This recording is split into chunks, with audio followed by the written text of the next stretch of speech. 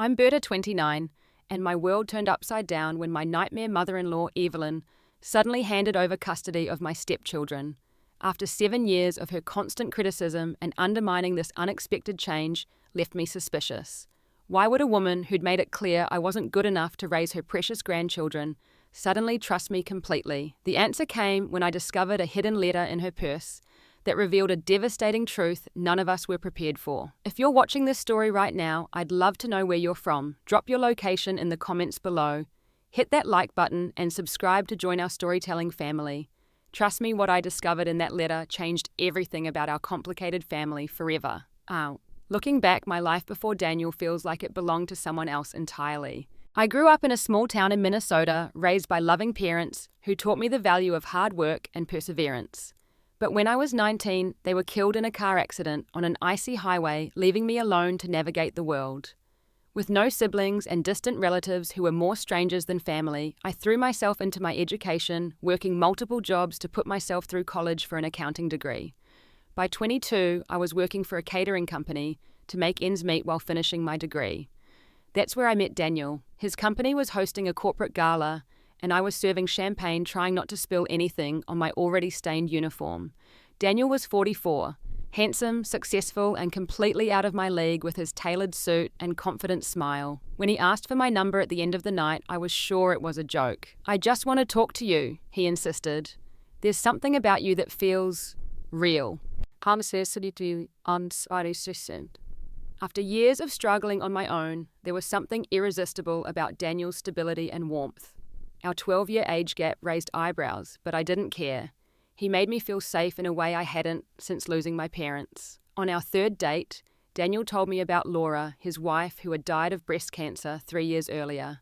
He spoke about her with such love that I could never feel threatened by her memory. What did terrify me was learning about his children. Mia, who was 5 then, and Jake, who was just 2 when their mother died. "They're my world," Daniel said, showing me pictures on his phone.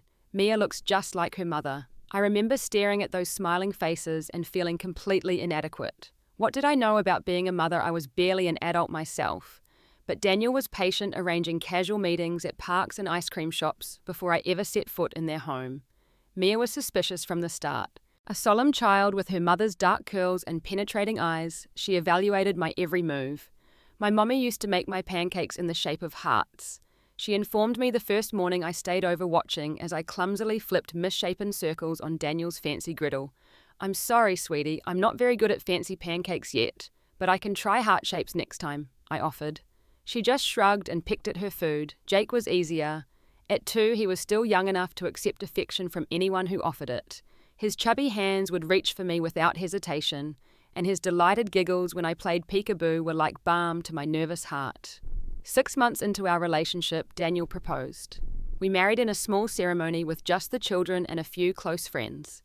I wore a simple white dress from a department store, and Daniel looked at me like I was the most beautiful woman in the world. Mia was our reluctant flower girl, and Jake toddled down the aisle with the rings tied securely to a pillow.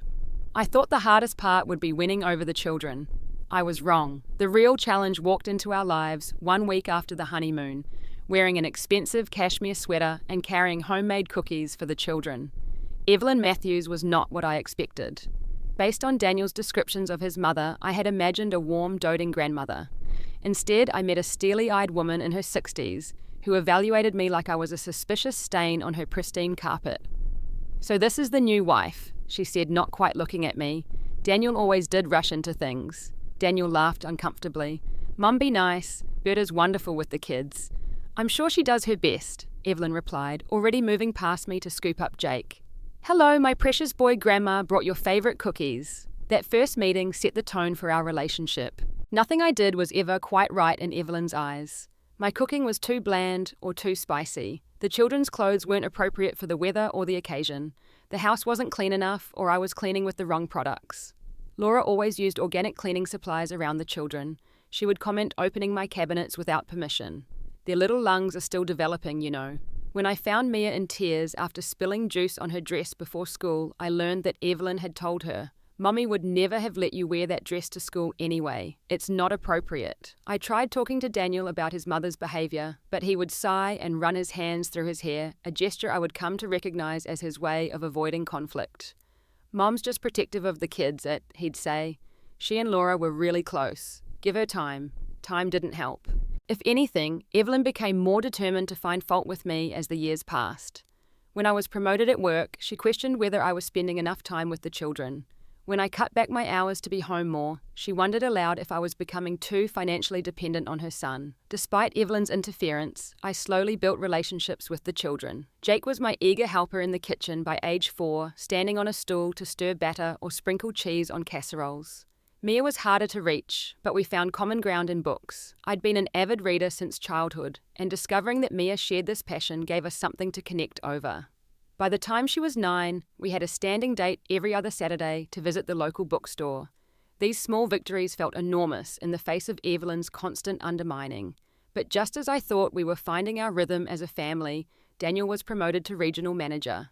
The new position came with a significant salary increase, but also required frequent travel. Suddenly, I was managing the household and children largely on my own, with Evelyn swooping in to help whenever she sensed an opportunity. The children need stability, she would remind me while rearranging my carefully planned schedule. I've cleared my calendar to take them this weekend while Daniel's away. You could use the break, I'm sure. Her help always came with strings attached. The children would return home using phrases I'd never heard from them before, questioning routines we'd established together. Grandma says we should be in bed by 8, not 8:30, Jake informed me one evening. Grandma says my math grades would improve if I had proper tutoring. Mia added another time, though her grades were already excellent. By our 7th anniversary, I had settled into an uneasy coexistence with Evelyn. I had learned which battles to fight and which to concede. The children, now 12 and 9, had found their own ways to navigate between us. Daniel remained largely oblivious, content that his family was functioning without major crises during his absences. Then came the Sunday dinner that changed everything. Sunday dinners at Evelyn's sprawling colonial home were an institution. No matter how busy our weeks were, no matter what conflicts simmered beneath the surface, we gathered around her formal dining table at precisely 5 o'clock every Sunday. The children dressed in their nice clothes. Daniel wore a button-down shirt, and I spent far too much time agonizing over my own outfit, knowing Evelyn would find some flaw regardless. This particular Sunday in October seemed no different at first. Evelyn greeted the children with her usual enthusiasm, Daniel with warm affection, and me with polite distance. But something felt off. The house, normally immaculate, had a slightly neglected air. A pile of mail sat unopened on the entryway table. The flowers in the centerpiece were wilting at the edges. Most strange of all was Evelyn herself. Her trademark critical comments were absent as we settled into the living room before dinner. Instead of pointing out that Mia's hair needed trimming or questioning why Jake's shoelaces were mismatched, she simply listened as the children chatted about school. "Grandma, can I show you my science project photos?" Mia asked, pulling out her phone. "Of course, darling," Evelyn replied, patting the sofa beside her. I caught Daniel's eye, raising an eyebrow in silent question. He shrugged slightly, seemingly as confused by his mother's unusually pleasant demeanour as I was. Dinner was Evelyn's standard fare. Roast beef, potatoes and vegetables so perfectly cooked they seemed artificial, but I noticed she barely touched her own plate, pushing food around rather than eating. "Mum, the roast is amazing as always," Daniel commented, helping himself to seconds. "Thank you, dear. I'm glad you're enjoying it." Her smile seemed strained. "I was thinking the children might like to spend next weekend here with me. The fall festival will be happening in town." The children immediately perked up. Evelyn's weekends were coveted. She spoiled them shamelessly with activities, treats, and significantly fewer rules than our household. "Can we, Dad, please?" Jake bounced in his seat. "That would be great," Daniel agreed easily. "Berta and I could use a weekend to ourselves." I nodded, though something about Evelyn's offer nagged at me. She typically planned these weekends weeks in advance, sending itineraries and packing lists. This spontaneous invitation was out of character. As dessert concluded, homemade apple pie that the children devoured, while I politely declined, knowing Evelyn would interpret any enjoyment as criticism of my own baking skills, our hostess cleared her throat. "Daniel, Berta, could I speak with you privately for a moment? Children, why don't you go watch that show Grandma recorded for you in the den? Once the children had scampered off, Evelyn led us to her formal sitting room, a space rarely used except for serious conversations. My stomach tightened with apprehension as we settled into the stiff antique furniture. "I've been doing some thinking," Evelyn began, her voice uncharacteristically hesitant. "About the children, about their future." Daniel leaned forward. "What about their future, Mom?" Evelyn smoothed an invisible wrinkle from her slacks. "I believe it would be best if the children lived with you full-time now. No more weekends with me, no more summer vacations at my home." The silence that followed was deafening. In 7 years, Evelyn had never voluntarily reduced her time with the children. If anything, she had consistently pushed for more influence in their lives. "Mum, what are you talking about?" Daniel finally managed. "The kids love staying with you." "And I love having them," she replied, not quite meeting his eyes. "But I need to focus on myself right now. Some personal projects I've been putting off." I studied her face, noting the unusual pallor beneath her perfect makeup, the slight tremor in her hands that she tried to hide by clasping them tightly in her lap. "Is everything okay, Evelyn?" I asked cautiously. Her gaze flicked to me, then away. "Perfectly fine. I'm just at an age where I should prioritize my own needs." Daniel, ever the devoted son, immediately accepted her explanation. "If that's what you want, Mom, of course we're happy to have the kids full-time." "Right, Berta?" Both of them turned to me, waiting for my response. Of course I loved the children and wanted them with us. But after years of Evelyn's micromanagement and criticism of my parenting, this sudden vote of confidence felt deeply suspicious. "I'm happy to have the children with us," I said carefully. "But this seems very sudden. Are you sure there isn't more to this decision?" Evelyn's smile tightened. "Always the suspicious one." "Aren't you, Berta? Not everything has a hidden agenda. Sometimes a decision is just a decision." Before I could press further, she stood up. "Now let's not keep the children waiting. I'll talk to them about the new arrangement." The drive home that evening was tense. The children sat silently in the back seat, processing Evelyn's announcement. Mia had reacted with teenage skepticism, demanding to know the real reason her grandmother was abandoning them. Jake had simply asked if he could still call Evelyn whenever he wanted. "I don't understand why Mum would do this," Daniel murmured as we navigated the dark suburban streets. "She lives for those kids." "Exactly," I replied. "Which is why this makes no sense. Did she say anything to you privately that might explain it?" He shook his head. "Nothing. And I know my mother. She doesn't just change her mind about important things without a reason." "Should we be worried about her?" I asked, genuine concern mixing with my suspicion. Daniel sighed. "You know, Mom, if something was wrong, she'd hide it until the last possible moment. Pride is her middle name." That night, I lay awake long after Daniel's breathing had deepened into sleep. My mind raced with possibilities, none of them comforting.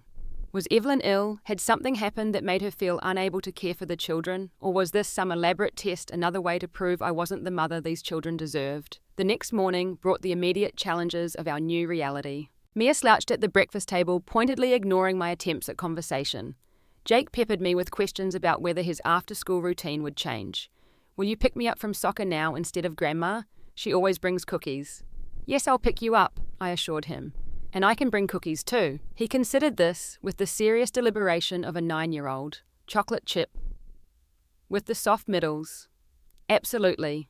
Soft middles, guaranteed." As I dropped the children at school and headed to my office, I made a mental list of all the adjustments needed for our new arrangement. Evelyn had handled so many aspects of the children's lives that I'd never had to think about. Dentist appointments, extracurricular schedules, school functions. Now these would all fall to me, especially with Daniel's travel schedule. The sudden weight of full-time parenting felt both daunting and strangely exhilarating. Despite Evelyn's constant implication that I was inadequate, I had always wanted a closer relationship with the children. Maybe this was our chance to truly become a family without her shadow looming over every interaction. But as I settled at my desk, the nagging sense that something wasn't right continued to gnaw at me. People like Evelyn didn't simply step aside without reason. Whatever was happening, I was determined to uncover the truth, for the children's sake, and perhaps for my own peace of mind. The first week of our new arrangement was a crash course in the logistics of full-time parenting. I requested a flexible work schedule, grateful that my position as office manager allowed me to adjust my hours around school drop-offs and pickups. My boss, a mother of 3 herself, was surprisingly accommodating. "Family comes first," she said when I explained the situation. "We can make this work. If only everything else had been that simple." Mornings became a carefully orchestrated ballet of alarm clocks, breakfast preparations, and last-minute homework reviews. Mia required 20 minutes in the bathroom, Jake needed reminders to brush his teeth, and someone inevitably couldn't find a shoe or textbook just as we needed to leave. Grandma always has my stuff ready the night before, Jake pointed out on day 3 when we were scrambling to locate his math workbook. That's a good system, I acknowledged, making a mental note to implement evening preparations. We'll start doing that too. Mia was less direct in her comparisons, but made her feelings clear through sighs and eye-rolling whenever I deviated from Evelyn's established routines. When I served spaghetti for dinner, something I thought was a safe, kid-friendly choice, she picked at it suspiciously. Grandma's sauce doesn't have chunks, she informed me, nudging a piece of onion with her fork. I can make it without chunks next time, I offered. She shrugged. Whatever, I'm not really hungry anyway. These small rejections stung, but I reminded myself that the children were adjusting to a significant change. Their relationship with Evelyn had been a constant in their lives, especially after losing their mother. Her sudden withdrawal, however well-intentioned my takeover ever might be, represented another disruption. While Jake began to warm up after a few days, my chocolate chip cookies apparently passing muster, Mia remained distant. She spent hours in her room with the door closed, emerging only for meals and school. When I knocked to check on her, the responses were minimal. I'm fine. Just doing homework. Not hungry. Daniel, meanwhile, left for a 3-day business trip on the second day of our new arrangement, promising to make it up to everyone when he returned. His absence meant facing the children's adjustment period alone, without even the buffer of his presence at dinner. I tried calling Evelyn several times during that first week, hoping for insight into managing the children's routines, or perhaps a clearer explanation of her decision. Each call went to voicemail. My text messages received brief, non-committal responses. Kids have swimming on Wednesdays at 4:30. Don't forget towels. Mia needs to finish science project by Friday.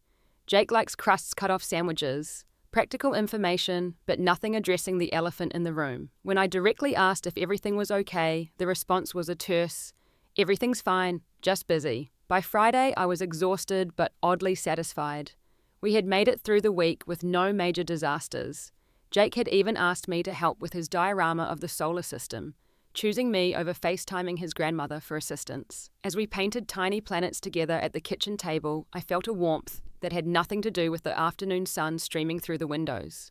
"Is Neptune your favourite planet?" I asked, watching him carefully apply blue paint to the small styrofoam ball. "Yeah, I like that it has storms that last for years and years. That's pretty cool." "It is cool. I like Saturn with all those amazing rings." He looked up at me thoughtfully. "Dad says my first mom, used to know all the planets and stars. She could point them out at night." My heart squeezed. "Your mum sounds like she was very smart." "Yeah." He returned to his painting. "Do you know stars too?" "Some of them. Maybe we could look at them together sometime. I'm not an expert like your mum was, but we could learn more together." He nodded, a small smile playing at his lips. "That would be good." That night, after the children were in bed, I sat on the patio with a glass of wine, mentally reviewing the week. Despite the challenges, there had been moments of connection I might have missed if Evelyn had remained in charge of the children's free time. I felt cautiously optimistic about building stronger relationships with both kids, given time and patience. Yet Evelyn's absence nagged at me. Our neighbour Carol had stopped by that afternoon to drop off a PTA form, mentioning casually that she'd seen Evelyn at church the previous Sunday. "She didn't look well," Carol commented. "Lost weight. Is she okay?" "As far as I know," I'd replied, my concern reigniting. "She's just taking some time for herself." Carol's eyebrows had risen slightly. "That doesn't sound like Evelyn. That woman has never taken time for herself in all the years I've known her." As I sipped my wine under the stars, I couldn't shake the feeling that something significant was being hidden from all of us. Myself, the children, and perhaps even Daniel. Whatever Evelyn's reason for stepping back, I was increasingly certain it wasn't simply a desire for me time. The weekend brought Daniel home and a temporary return to our previous dynamic. He took the children for pizza and a movie, giving me a much-needed break and them a sense of normalcy. When I shared my concerns about Evelyn, he listened but remained non-committal. "Mom's always been private about personal matters, he said. If she says she needs space, we should respect that. But what if she's in some kind of trouble or sick?" He shook his head. "Mom doesn't get sick. She hasn't even had a cold in the 10 years since Dad died. She's probably just finally realizing she needs a life beyond the grandchildren." I wasn't convinced, but I let the matter drop. Daniel had always been somewhat blind to his mother's manipulations. He was unlikely to see problems she was actively hiding. Monday morning brought the start of our second week as full-time parents. As I packed lunches and checked backpacks, I found myself falling into a rhythm that felt increasingly natural. Jake hugged me before running to the bus, a small gesture that filled me with disproportionate joy. Even Mia managed a thanks when I handed her the permission slip I'd signed for an upcoming field trip. Small victories perhaps, but they felt monumental after years of being the family outsider. Whatever Evelyn's reasons for giving us this opportunity, I was determined to make the most of it, for the children's sake and for my own. A month passed with minimal contact from Evelyn. Her absence, once the subject of daily complaints from the children, gradually became less noticeable as we established new routines. Jake thrived under the consistency blossoming when he realised I would be at every soccer game, not just the ones that fit into Evelyn's schedule. Mia remained more reserved, but had begun to seek me out for help with English essays acknowledging my way with words that even Evelyn had reluctantly praised in the past. The children still asked about their grandmother, but with decreasing frequency. Daniel spoke with her briefly each week, reporting that she was fine, just busy with her charity work. An explanation that grew less convincing with each passing day. Then came the first tangible clue that something wasn't right. While sorting mail one evening, I noticed an envelope from Riverside Medical Center among Daniel's stack. The return address caught my eye because it was from the oncology department billing office. Daniel quickly tucked it into his briefcase when he saw me looking, changing the subject with unusual abruptness. That same week, Mia mentioned that Evelyn had cancelled their traditional grandmother-granddaughter holiday shopping trip.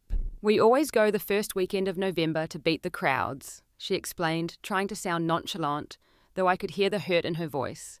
She said maybe next year instead. My concerns mounting, I decided to drive by Evelyn's house one afternoon while the children were at school. I told myself it was just to check if she needed anything, but in truth, I was investigating. The pristine lawn that Evelyn meticulously maintained showed signs of neglect, leaves unraked, flower beds untended. More alarmingly, a medical transport vehicle was parked in the driveway. I sat in my car debating whether to approach the house when the front door opened. A woman in scrubs emerged, helped Evelyn down the front steps, and assisted her into the vehicle. Even from a distance, I could see that my mother-in-law had lost significant weight.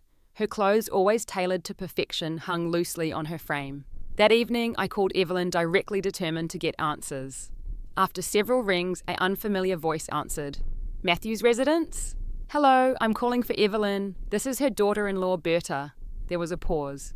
"Mrs. Matthews is resting right now. May I take a message?" "Who am I speaking with?" I asked, thrown by this unexpected gatekeeper. "I'm Denise, Mrs. Matthews' home health aide. She's not receiving visitors at the moment, but I can let her know you called." Home health aide. My concern deepened. "It's important that I speak with her. It's about the children." Another pause, then muffled voices as the phone was apparently covered. Finally, Evelyn came on the line, her voice weaker than I remembered. "Berta, is something wrong with the children?" "The children are fine," I assured her. "But they miss you. We all do. Evelyn, what's going on? I saw the medical transport today." Her tone immediately sharpened. "You are spying on me." "No, I was concerned. We haven't seen you in weeks. You've cancelled plans with the children, and now there's a home health aide answering your phone. Are you ill?" "My health is my business," she replied coldly. "I'm simply taking some preventative measures at my doctor's recommendation. Nothing for anyone to worry about."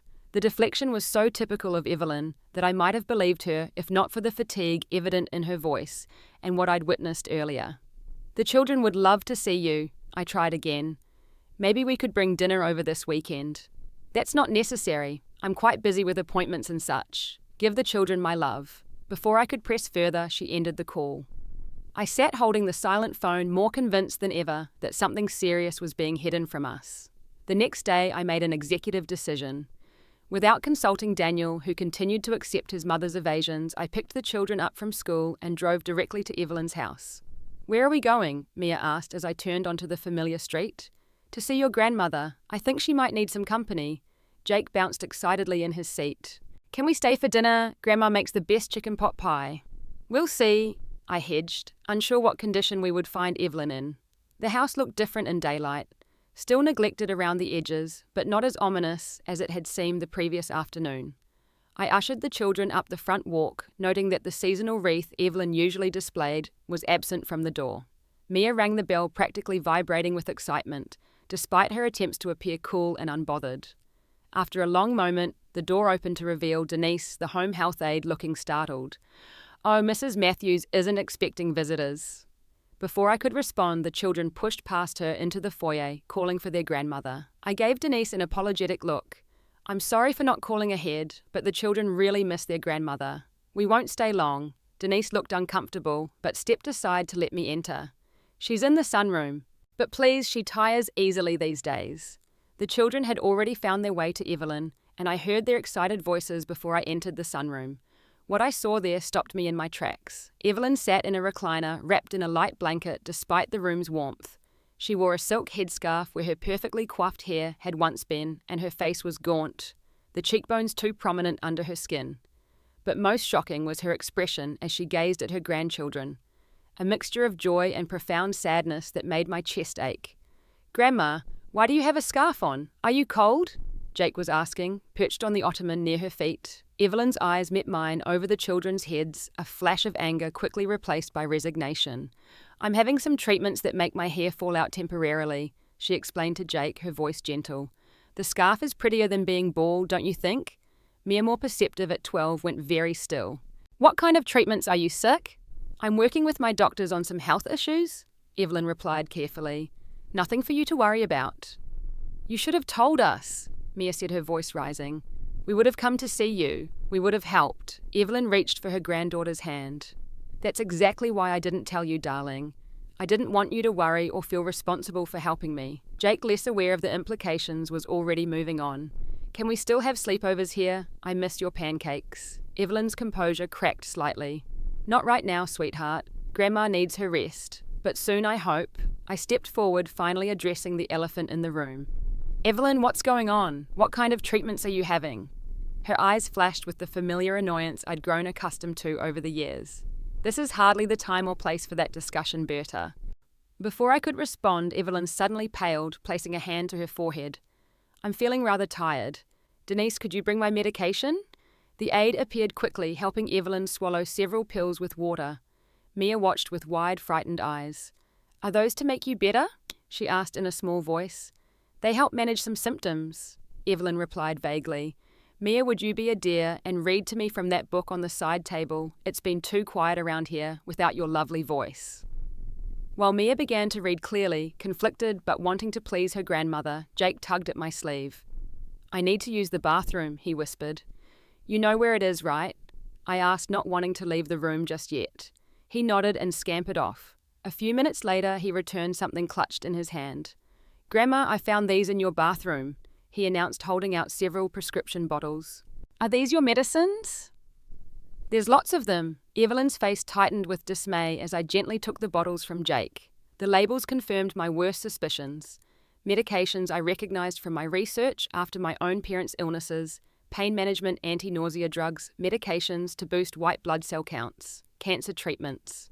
"Jake, Mia, could you give your grandmother and me a moment alone?" I asked, my voice carefully controlled. "Maybe see if Denise has any cookies in the kitchen." The children reluctantly left Mia, casting worried glances over her shoulder. When they were gone, I placed the medication bottles on the side table. "Cancer?" I asked simply. Evelyn sighed, the fight seeming to drain out of her. "Pancreatic, stage 4, diagnosed 3 months ago." The blunt confirmation hit me like a physical blow.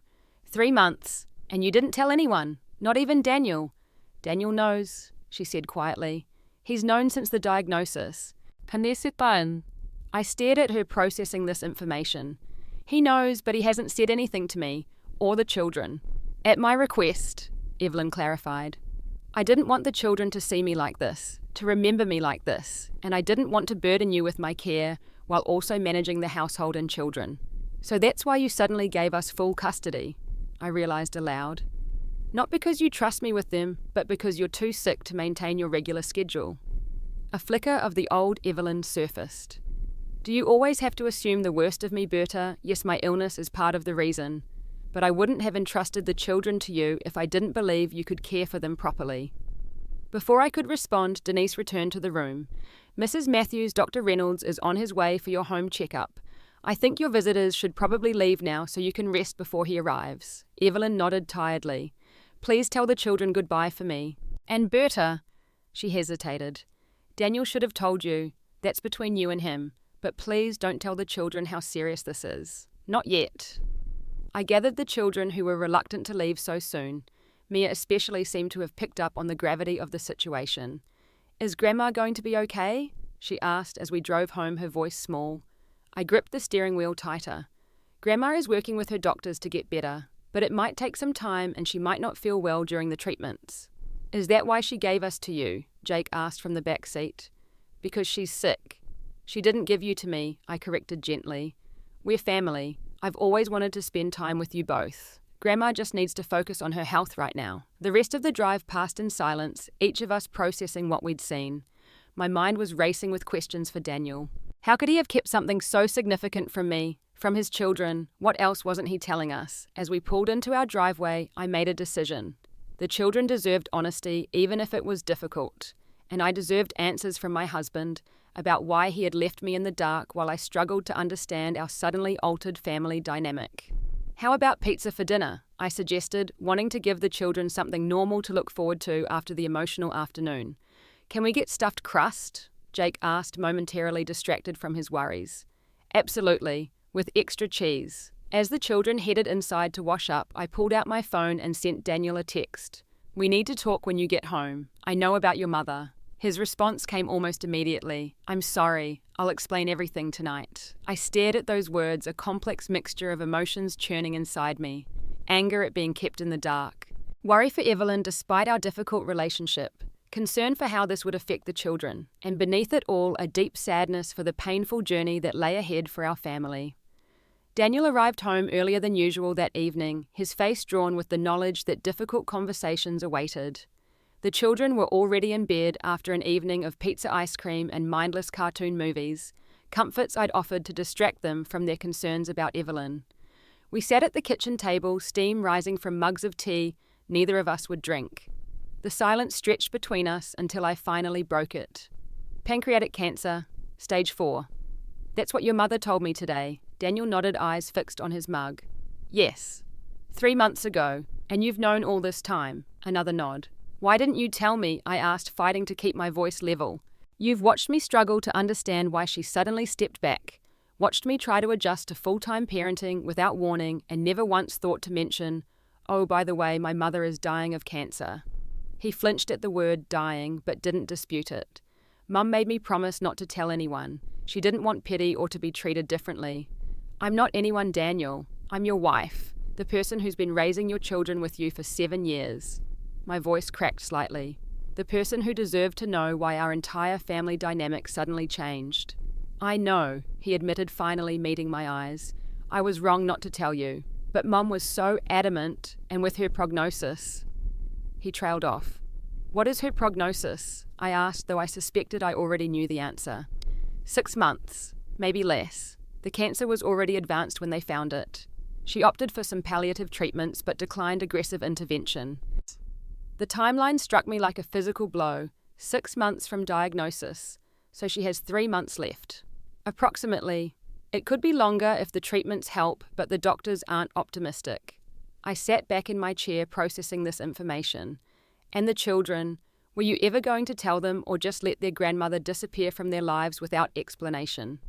Daniel ran his hands through his hair, a gesture of frustration I knew well. Mum wanted to spare them as long as possible. She doesn't want them to see her deteriorate like Laura did. The mention of his first wife's cancer battle hung heavy between us.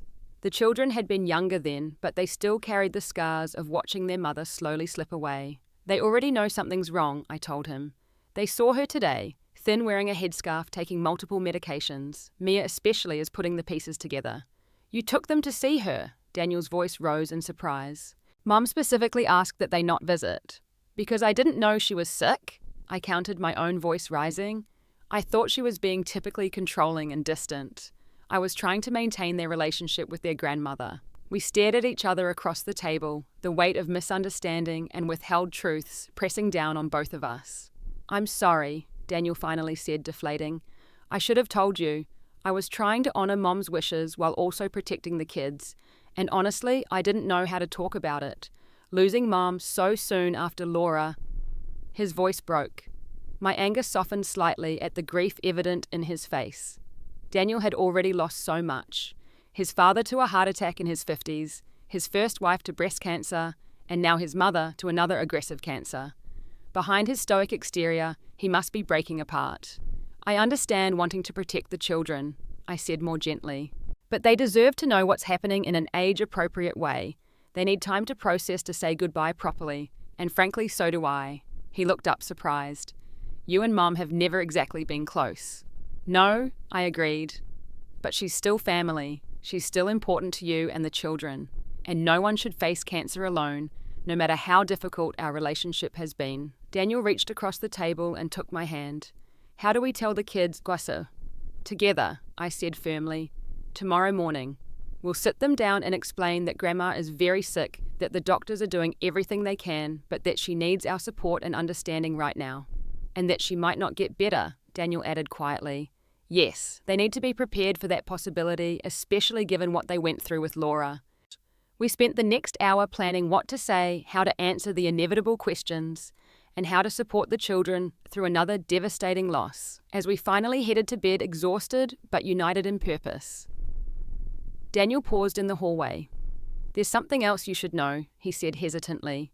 Mum's primary reason for giving us full custody wasn't just because she's sick. She wanted to see if you could handle it, if you were committed enough to the children to take on full responsibility.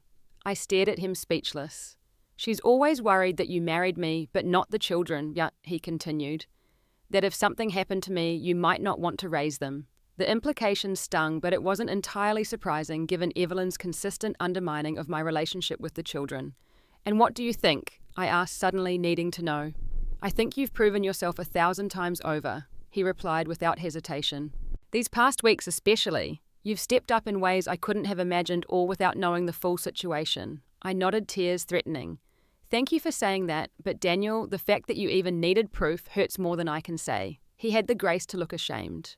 I know. I've never doubted your love for the children. Mum's fears were never mine. As I lay in bed that night, sleep eluded me.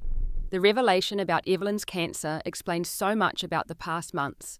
Her weight loss, her uncharacteristic withdrawal, her sudden delegation of grandmotherly duties. But it also raised new questions. If Evelyn had only 3 months left, what would that mean for our family? How would the children cope with losing another maternal figure? And beneath these immediate concerns lurked a more personal question. What would it mean for me to lose Evelyn before we'd ever resolve the tension between us? For all our differences, she was the keeper of Laura's memory, for the children, the connection to their early years that I had never been part of. When she was gone, that living link would be severed. The thought filled me with an unexpected sadness that kept me awake long into the night. The next morning, we gathered the children in the living room before school. They seemed to sense the seriousness of the moment, sitting close together on the couch, eyes moving anxiously between Daniel and me. Is this about Grandma? Mia asked immediately. Is she dying? Daniel took a deep breath. Grandma is very sick. Yes, she has cancer, a type called pancreatic cancer. Like Mom had breast cancer. Mia's voice was small but steady. Similar, yes, though it's a different type. Grandma's doctors are giving her treatments to help her feel better and to try to slow down the cancer. Jake's face scrunched in confusion. But she'll get better, right? Like when I had strep throat and the medicine made it go away. Daniel and I exchanged glances. This was the hardest part. Cancer is different from strep throat, I explained gently. Sometimes the treatments work very well, and sometimes they don't. Grandma's type of cancer is very serious, and the doctors aren't sure if they can make it go away completely. So she is dying, Mia concluded, her posture stiffening. Daniel moved to sit beside his daughter, putting an arm around her shoulders. The doctors are doing everything they can, but yes, Grandma is very sick, and we need to be prepared that she might not get better. Jake's eyes filled with tears. But I don't want Grandma to die. She's supposed to come to my school play. She promised. I knelt in front of him, taking his small hands in mine. I know this is scary and sad. It's okay to feel upset. Grandma loves you both very much. That's why she wanted to make sure you had a stable routine with us while she focuses on her treatments. That's why she gave us away, Mia said, the pieces clicking into place. Not because she didn't want us anymore. Exactly, Daniel confirmed. She never stopped wanting to be with you. She just knew she wouldn't be able to take care of you the way she wanted to while she's sick. Jake looked up at me with tear-filled eyes. Can we still visit her, even if she's sick? Absolutely, I assured him. In fact, I think that would make her very happy. We just need to keep the visits shorter so she doesn't get too tired and understand that she might look different or feel too sick for visitors some days. We spent the next half hour answering their questions as honestly as we could, without overwhelming them with medical details they weren't ready to process. Mia, ever practical, even in her distress, wanted to know the timeline, how long until Grandma might be gone. Jake was more concerned with immediate matters. Could he bring his art projects to show her? Would she still be able to bake cookies with him? By the time we finished talking, we had decided to keep the children home from school for the day, giving them space to process this difficult news. Daniel called in to work explaining the family emergency, while I prepared comfort food for breakfast. Pancakes shaped like animals, a skill I'd finally mastered after years of trying. As I flipped a slightly lopsided elephant pancake onto Jake's plate, he looked up at me with serious eyes. You make good pancakes now, he said, almost as good as Grandma's. Coming from Jake, this was high praise indeed. Thank you. I've had a lot of practice. When Grandma dies, will you make her special Christmas cookies too? The ones with the jam in the middle? The question caught me off guard, but I recovered quickly. If you want me to, yes. Or we could make them together and remember Grandma when we do. He nodded, satisfied with this answer. I think she'd like that. Later that afternoon, while the children were occupied with a movie, Daniel pulled me aside. I need to go back to the office for a few hours. There's a client crisis I can't handle remotely. Will you be okay with the kids? Of course, I assured him. But Daniel, you need to process this too. Don't just bury yourself in work. He gave me a sad smile. One crisis at a time. Okay, I promise we'll talk more tonight. After he left, I made a decision. Despite Evelyn's wishes to keep the children at a distance during her illness, I believed they needed to see her, and she needed to see them. Not a surprise visit this time, but a planned, prepared encounter that would give everyone the chance to connect meaningfully. I called Evelyn's home health aide first, explaining my idea and asking about the best time for a brief visit. Then I gathered the children, explaining my plan. I thought we could bring dinner to Grandma tonight. Something easy for her to eat, and maybe some pictures you've drawn or stories you'd like to share. Mia looked skeptical. Dad said Grandma might be too tired for visitors. I already checked with her nurse, I explained. We'll keep it short, and if Grandma seems tired, we'll leave right away. But I think seeing you both might make her feel better. Jake was already running for his art supplies. I'm going to draw her a get well card with all her favourite things. While the children prepared their offerings, I made a simple but nourishing soup, chicken, vegetables, and rice in a clear broth that would be gentle on Evelyn's stomach. I also packed some photo albums I'd found in the attic filled with pictures of the children's early years with both Laura and Evelyn. When we arrived at Evelyn's house that evening, Denise met us at the door with a grateful smile. She's having a good day today. This will mean so much to her. Evelyn was seated in her favourite armchair, wearing a different headscarf than the day before, with a light application of makeup that couldn't quite disguise her pallor, but showed she had made an effort for the visit. Her face lit up when the children entered, though I could see how she braced herself for their reaction to her changed appearance. My darlings, she said, opening her arms. What a wonderful surprise. The children approached cautiously at first, but when Evelyn smiled her familiar smile, Jake rushed forward for a hug. Mia followed more slowly, but the stiffness in her shoulders gradually relaxed as Evelyn asked about school and friends as she always had. I hung back, letting them have this moment together. The soup went into the kitchen with Denise and I arranged the photo albums on the side table for later. Despite our difficult history, seeing Evelyn's joy at being with her grandchildren touched something in me.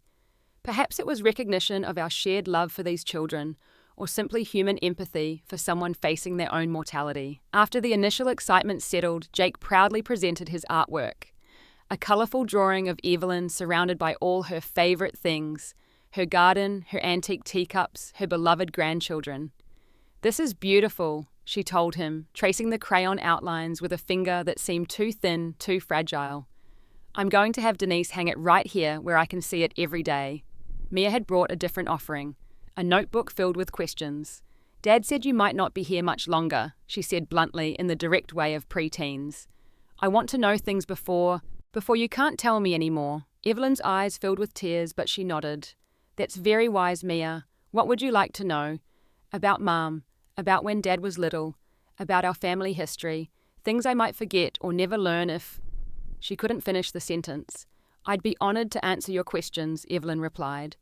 Perhaps not all today as I tire easily, but we could make this a project together, a bit each visit. While they began their interview, Jake curled up next to his grandmother, showing her his latest library books. I slipped into the kitchen to heat the soup, giving the family their private time together. Denise joined me, helping to find bowls and spoons. This is the most animated I've seen her in weeks, she commented. The children are good medicine. I hope it's not too tiring for her, I worried aloud. Some kinds of tired are worth it, Denise replied wisely. She needs this connection as much as they do. When I returned with a tray of soup, Evelyn looked up with an expression I'd never seen directed at me before. Gratitude.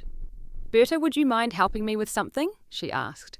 My medication is in my purse, and it's time for the evening dose. I set down the tray and picked up the expensive leather handbag from beside her chair. What am I looking for? A small white pill bottle labelled pantoprazole.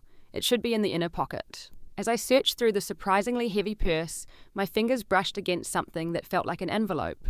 Glancing down, I saw a sealed letter addressed to Daniel with the words, "In the event of my death," written in Evelyn's elegant script across the front. My heart raced. This was clearly private, not meant for my eyes. Yet something about it, perhaps the timing of finding it now after everything we'd learned, made it feel significant. Here's the medication, I said, handing her the pill bottle while discreetly slipping the envelope into my pocket.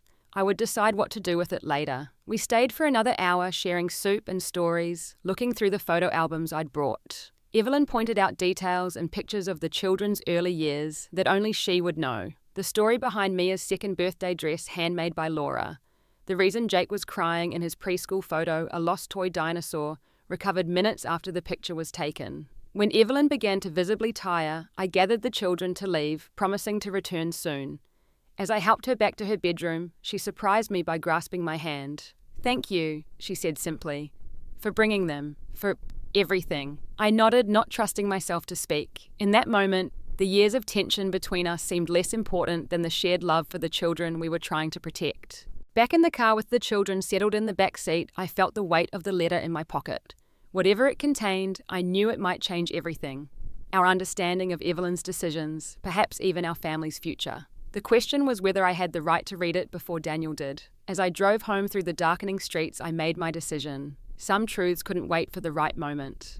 Some answers were too important to delay. When the children were asleep, I would read Evelyn's letter. Not out of spite or curiosity, but because our family needed clarity now more than ever. The children went to bed surprisingly easily that night, emotionally drained from the day's events. I tucked Jake in with an extra hug, smoothed Mia's hair back from her forehead, in a gesture she usually rejected as too babyish, but tonight accepted with closed eyes. You did a good thing today, Mia said quietly as I turned off her light. Taking us to see Grandma. It was important for all of you, I replied. Sleep well, sweetheart. Back downstairs, I made myself a cup of tea and sat at the kitchen table. Evelyn's letter placed carefully in front of me. Daniel had texted that his meeting was running late, a convenient excuse I suspected to avoid more emotional conversations at home. The envelope felt heavy in my hands, weighted with unknown revelations. Taking a deep breath, I carefully opened it, trying to disturb the seal as little as possible. Inside was a single sheet of Evelyn's personalised stationery, covered front and back with her distinctive handwriting. My dearest Daniel, it began. If you're reading this, I have either passed away or am no longer able to communicate my wishes clearly. There are things you need to know that I've been too proud or too afraid to say in person. First, my diagnosis came 6 months ago, not 3, as I've told you. I've been fighting this battle alone for longer than anyone realises, determined not to burden you or disrupt the children's lives until absolutely necessary. The recent decision to give Berta full custody of the children was not made lightly or suddenly. You should know that I've changed my will. The house and all my assets will pass directly to you and the children with specific trusts established for Mia and Jake's education. The details are with my attorney, Malcolm Pierce. But more important than these practical matters is what I need to confess about Berta. From the moment you married her, I have tested and challenged her in ways that were unfair and at times unkind. I convinced myself I was protecting the children and Laura's memory, but in truth, I was protecting myself from being replaced in your lives. The custody arrangement was my final test, to see if she truly loved the children enough to take on full responsibility for them, even without knowing why I was stepping back. I needed to know they would be cared for properly when I'm gone. What I've witnessed these past months has humbled me. Berta has risen to every challenge with grace and determination. She has put the children's needs above her own maintained routines, and even tried to preserve their relationship with me, despite my distance. She has proven herself to be exactly what you and the children need. A loving, committed mother who chooses this family every day. I was wrong about her, Daniel. My initial dislike was based on fear. Fear of being displaced, fear of Laura being forgotten, fear of losing my connection to you and the children. Please tell her I am sorry for the ways I've hurt and undermined her over the years. My only consolation is knowing I leave you and the children in capable, loving hands. All my love, Mother. I read the letter twice. Then a third time, tears blurring the words. The revelation that Evelyn had been sick for 6 months, suffering alone, while maintaining her usual activities, was shocking enough. But her admission about testing me, about her deliberate undermining, and finally her approval, these struck deeper chords. For 7 years, I had tried to earn Evelyn's respect, to prove myself worthy of her son and grandchildren. I had interpreted her sudden delegation of custody as another manipulation, never imagining it was actually her final desperate attempt to ensure her family would be cared for after she was gone. The sound of Daniel's key in the front door startled me. I quickly folded the letter and returned it to its envelope, unsure whether to admit I'd read it or simply return it to Evelyn's purse on our next visit. Daniel entered the kitchen looking exhausted, his tie loosened and jacket slung over his shoulder. He stopped short when he saw my tear-stained face. "What's wrong? Are the kids okay?" "The kids are fine," I assured him. "They're asleep. But there's something you need to see." I held out the envelope. "I found this in your mother's purse when I was getting her medication. It's addressed to you." He took it, frowning at the ominous words written across the front. "You opened it." "Yes," I admitted. "I know I shouldn't have, but after everything that's been hidden recently, I felt we needed to know what's in it." Daniel sank into a chair, staring at the envelope without opening it. "What does it say? It's better if you read it yourself." He nodded and carefully extracted the letter, his eyes moving across his mother's handwriting. I watched his expression change. Surprise, then pain, then a kind of resigned understanding. When he finished, he placed the letter on the table between us. 6 months, he said quietly. "She's been sick for 6 months and told no one." "That's your mother," I replied. "Proud to the end. And she tested you, used the children to test you." His voice held a note of anger now, without telling me that was her intention. "I'm not surprised," I said honestly. "She's never trusted me with them. Not really." Daniel reached across the table and took my hand. "But she does now. That's what matters. She sees what I've always seen, that you love Mia and Jake as your own." "I do." I confirmed, fresh tears threatening. "I always have." "I'm sorry," he said, his own eyes glistening, "for not telling you about Mom's cancer, for not standing up to her years ago when she first started criticizing you, for letting you think even for a moment that I doubted your commitment to our family." I squeezed his hand. "We've all made mistakes. Even Evelyn admits that in her letter." We sat in silence for a moment, absorbing the implications of everything we'd learned. "What do we do now?" Daniel finally asked. "We face this together," I replied simply. "All of us. No more secrets, no more tests. Your mother deserves to spend her remaining time surrounded by family who knows the truth and loves her anyway." Daniel nodded slowly. "She's not going to like that we read her letter." "Probably not," I agreed with a small smile. "But I think it's time for some honesty between all of us. Don't you?" The next morning, we called Evelyn's home and arranged to visit.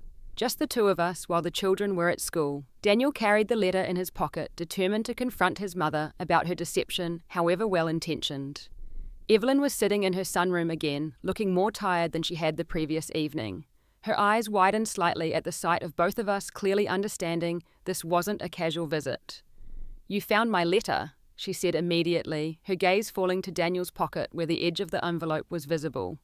"Yes," he confirmed. "Berta discovered it yesterday." Evelyn's eyes flicked to me, but without the usual judgment. "And you read it." It wasn't a question, but I answered anyway. "Yes, I'm sorry for the invasion of privacy, but after being kept in the dark about your illness, I felt we needed to know." She nodded slowly. I suppose I can't fault you for wanting the truth when I've been so determined to hide it. Daniel pulled up a chair directly in front of his mother. 6 months, Mom. You've been fighting this alone for 6 months. Why? Because that's what I do, Daniel, she replied with a touch of her old spirit. I handle things. I don't burden others with my problems. We're not others, he said, voice breaking slightly. We're your family. And you had already been through so much with Laura, she countered. I couldn't bear to put you and the children through another prolonged illness, another loss. So you thought disappearing from our lives without explanation would be better? The hurt in Daniel's voice was palpable. Evelyn had the grace to look ashamed. I thought I could manage it privately, that perhaps the treatments would work and you'd never need to know how serious it was. By the time I realised that wouldn't be the case, things had progressed significantly. I leaned forward, entering the conversation. And the custody arrangement, was that really a test? Her eyes met mine directly. Partially.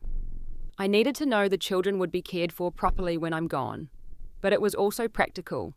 I simply couldn't maintain my previous level of involvement while undergoing treatment. You could have told us the truth, I said, given us the chance to support you to prepare the children gradually. Perhaps, she acknowledged. But I've never been good at accepting help. A failing I realise now. Daniel took his mother's thin hand in his. No more secrets, Mom. No more facing things alone. Whatever time you have left, we want to spend it together, as a family. Tears filled Evelyn's eyes. The children know. Yes, I confirmed. We told them yesterday morning. They're scared and sad, but they're also resilient. They want to be with you to make memories while they can. She nodded, a tear slipping down her cheek. I suppose that's all any of us can do now. Make the most of the time we have left. There's one more thing, Daniel said, his voice steadying. We'd like you to consider moving in with us. The guest room is on the main floor, so no stairs to manage.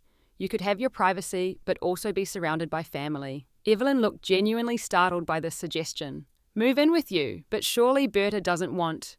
It was my idea, I interrupted.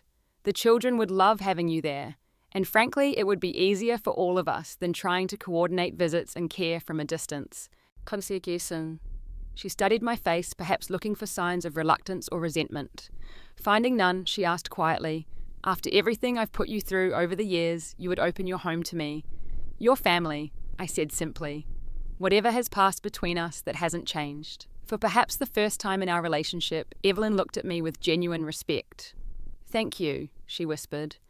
I don't deserve such kindness, but I am grateful for it. As we worked out the logistics of moving Evelyn into our home, arranging for her medical equipment and home health aid to transfer as well, I felt a strange sense of peace settling over me. The road ahead would not be easy, watching Evelyn decline, helping the children process another loss, supporting Daniel through his grief. But at least we would face it together with honesty and open hearts. On the drive home, Daniel reached for my hand across the console. Thank you, he said, for suggesting Mom move in, for forgiving her, for loving our family enough to do this. I squeezed his hand. It's what families do, the real ones anyway. As we pulled into our driveway, I thought about the letter hidden in Evelyn's purse and the unexpected gift it had given us. Not just the truth about her illness, but the chance to heal wounds that had festered for years. Sometimes the most difficult circumstances bring unexpected blessings, forcing us to confront what truly matters before it's too late.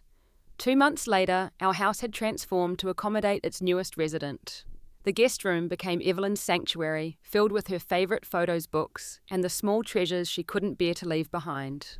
A hospital bed replaced the queen-sized guest bed with medical equipment discreetly arranged for easy access. Denise came daily to assist with medical needs, but the family care, the emotional support, the companionship, the day-to-day integration into our lives that fell to us. The adjustment wasn't always smooth.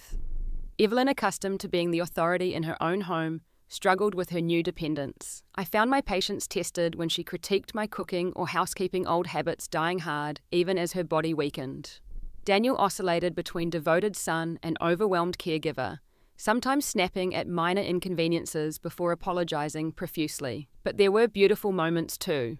Moments that made the challenges worthwhile. Jake reading his school books aloud to his grandmother when her eyes were too tired to focus on the page. Mia carefully applying nail polish to Evelyn's thin fingers, maintaining her grandmother's dignity when so much else was being lost. Daniel sitting beside his mother's bed late at night, holding her hand while she slept, storing up these quiet moments of connection. And surprisingly, there were moments between Evelyn and me that I would never have anticipated.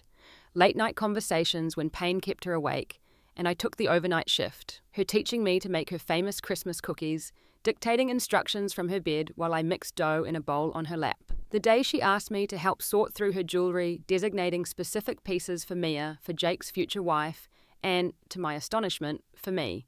"This was my mother's," she said, pressing a delicate pearl brooch into my palm. "I want you to have it." "Evelyn, I couldn't—" "Please," she interrupted. "You've earned it. More than earned it." As November turned to December, Evelyn's decline accelerated. The pain increased despite stronger medications. Her appetite vanished entirely.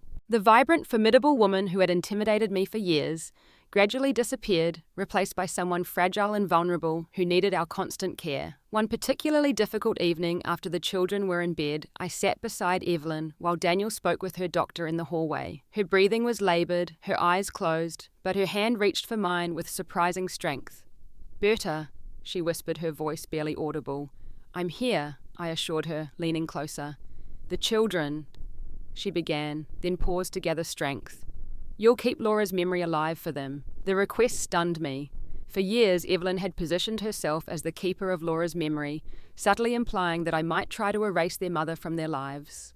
"Of course I will," I promised. "They'll always know how much she loved them, how special she was." Evelyn's eyes opened, finding mine with unexpected clarity. "And they'll know how much I loved them too. And every day," I vowed, "I'll make sure they never forget." "I was wrong about you," she admitted, each word clearly costing her effort. "So wrong. You were exactly what they needed, what Daniel needed." Tears filled my eyes. "Thank you for saying that. Had to say it, while I still could." Her eyes drifted closed again. "No regret, because..." At the end, Daniel returned, taking the seat opposite me, Evelyn's bed between us. We formed a triangle, husband, wife, mother, connected by hands and shared love for the sleeping children upstairs. In that moment, the years of tension and mistrust seemed to dissolve, leaving only the essential truth we were family in all the complex, imperfect ways that mattered. 3 days later, on a clear December morning, with snow falling gently outside her window, Evelyn slipped away peacefully. Daniel was reading to her from her favourite poetry book. Mia and Jake had just left for school after saying their morning goodbyes, not knowing it would be the last time. I was arranging fresh flowers on her bedside table when Daniel suddenly stopped reading, his gaze fixed on his mother's face. "Mom," he said softly, then more urgently, "Mom." I moved to the bed, checking for the pulse that was no longer there, the breath that had ceased. "She's gone," I whispered, placing my hand on Daniel's shoulder. He nodded, tears streaming down his face, unable to speak. I stepped out to call Denise to begin the practical arrangements that follow, death giving him a private moment to say goodbye to his mother. The days that followed passed in a blur of funeral preparations, condolence calls, and supporting the children through their grief. Mia withdrew into herself, spending hours organising the interview notes she'd taken during her conversations with Evelyn. Jake alternated between tearful outbursts and almost manic energy, confused by the complex emotions of loss. The funeral itself was dignified and well attended, a testament to Evelyn's standing in the community.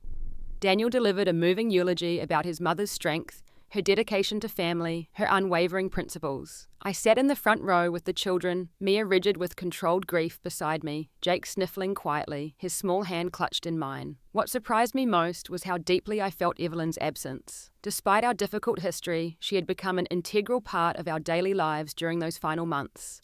The house seemed emptier without her, quieter in a way that ached. 6 months after Evelyn's passing, we had settled into a new normal.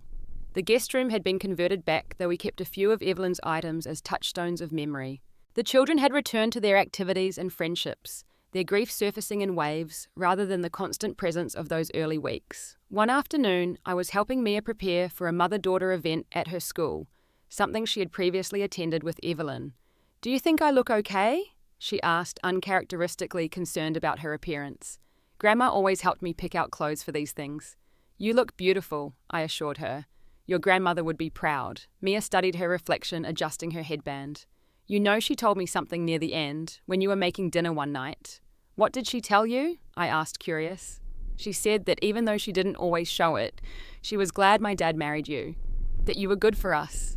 Mia turned to face me directly. She made me promise to give you a chance to be my mum, not to